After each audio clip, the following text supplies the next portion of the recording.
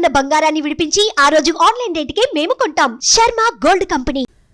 ఊహించిన భయమే నిజమైంది. ప్రపంచాన్ని మళ్లీ భయపెడుతున్న చైనా కొత్త వైరస్ భారతదేశంలోకి ఎంట్రీ ఇచ్చేసింది. బెంగళూరులో 8 నెలల చిన్నారికి హెచ్ఎంపీవీ సోకినట్టుగా సమాచారం అయితే అందుతోంది.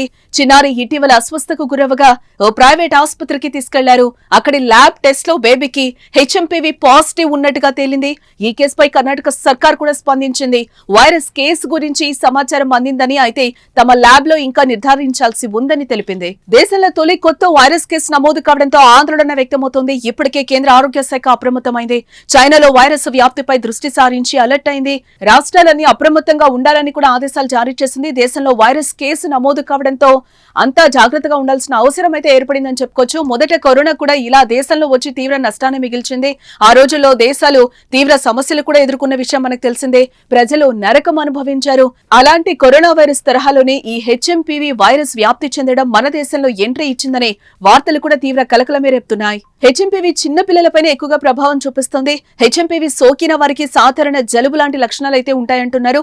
దగ్గు, ముక్కు దిబ్బడ, ముక్కు కారడం, గొంతు నొప్పి, గొంతు గరగర, శ్వాస సంబంధిత సమస్యలు కూడా కనిపిస్తాయి. కొన్నిసార్లు న్యూమోనియా, ఆస్తమా వంటి శ్వాసకోశ సమస్యలు కూడా ఇది దారితీస్తుందని వైద్యులు అంటున్నారు.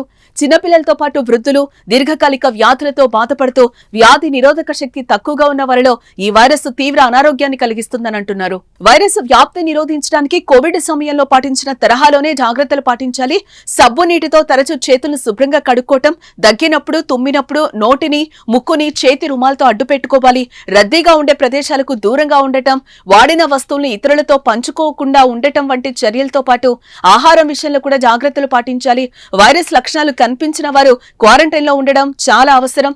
ఆ లక్షణాలు ఉన్నవారు ఇతరులతో కరచాలనం చేయడం, వారు ఉపయోగించిన వస్తువులను వాడకపోవడం మంచిది. వైరస్ లక్షణాలు కనిపిస్తే వెంటనే వైద్యులను సంప్రదించాలి.